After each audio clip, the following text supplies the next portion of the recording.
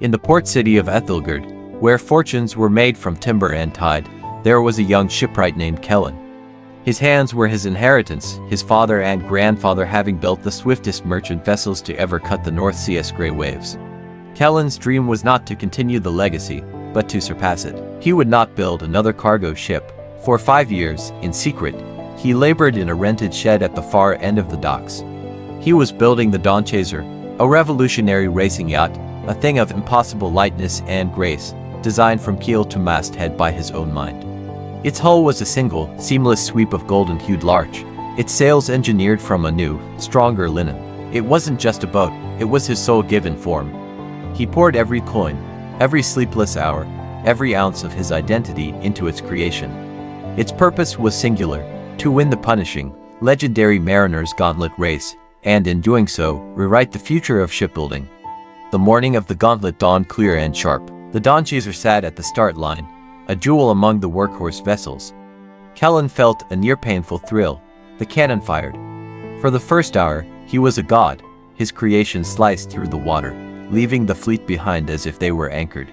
He could taste the victory, see his name in the ledgers of history. Then, as he rounded the treacherous, rocky point known as the Widow's Kiss, the sky betrayed him. A squall, unseen by any lookout, descended like a furious fist. The wind, which had been his ally, became a screaming enemy. A rogue wave, black and monstrous, lifted the Dawnchaser and threw it sideways onto the hidden teeth of the rocks. The sound was not of breaking wood, but of a heart breaking. His perfect vessel, the work of half a decade, was gutted in an instant. The mast snapped like a twig. The golden hull was peeled open. He was pulled from the wreckage, shivering and empty, by a rescue skiff. He watched, numb, as the sea swallowed the remains of his dream. The race sailed on without him. Back in Ethelgerd, the failure was a public spectacle. The whispers in the taverns were not of his bold design, but of his fatal hubris. The boy thought he was smarter than the sea, they said. His rented shed was reclaimed, his tools sold for debt. Kellen took a job as a lowly repairman at his uncle's shipyard, a role of profound humiliation. His job was to fix the rotten planks on old fishing trawlers and leaking barges, the ugly, forgotten vessels he had once scorned. Each swing of his hammer on someone else's boat felt like driving a nail into his own coffin. The brilliant vision in his mind was now covered by the grime of mundane, wearing failure. He moved through the days like a ghost, the salt air now smelling only of regret. His uncle, a quiet man named Torvald, one day led him to the back of the yard. There, resting on a cradle of driftwood, was the shattered prow of the Dawnchaser. It had washed ashore. They wanted to burn it for firewood. Torvald grunted. I saved it. Thought you might want to say goodbye. Kellen approached the wreckage. Up close, it was worse than he remembered. But as he ran a hand over the splintered wood, his shipwright's eye, trained over a lifetime, began to see, not the ruin, but the testimony. He saw how the unique, curved joint he'd invented had, against all odds, held firm even as the planks around it failed. He saw how the angle of the break revealed the incredible, natural flexibility of the golden larch under catastrophic stress, a property he'd never documented. The wreck was not just a corpse, it was a brutal, honest teacher. It held all the answers to the questions his success would never have asked. A fierce, quiet obsession took hold of him.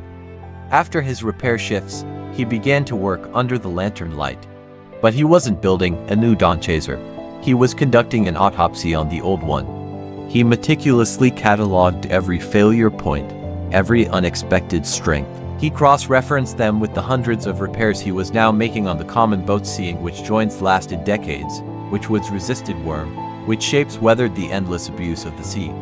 He stopped designing from a dream of glory and started designing from a library of scars, both his own and those of every humble boat in the yard. Years passed. Kellen, now older and with a permanent squint from staring at grain and joinery, presented his plans not for a racing yacht, but for a new class of coastal rescue cutter. It was not the most beautiful ship, but it was, by every measure, the most resilient. Its shape was born from the hydrodynamic lessons of the Widow's Kiss. Its joints were reinforced versions of the one that had held. Its hull was a composite, using the flexible larch exactly where the wreck had shown it would be most vital. The first cutter, the Second Chance, was launched in a quiet ceremony. It didn't win races, it saved lives. In its first great storm, It weathered waves that sent other ships running for port, pulling 3 crews from the jaws of the same rocks that had claimed the Dawn Chaser. Orders poured in from every storm-racked coast. Kellen's cutters became legendary, not for their speed, but for their indomitable strength. He had not rewritten the future of shipbuilding with a flawless victory.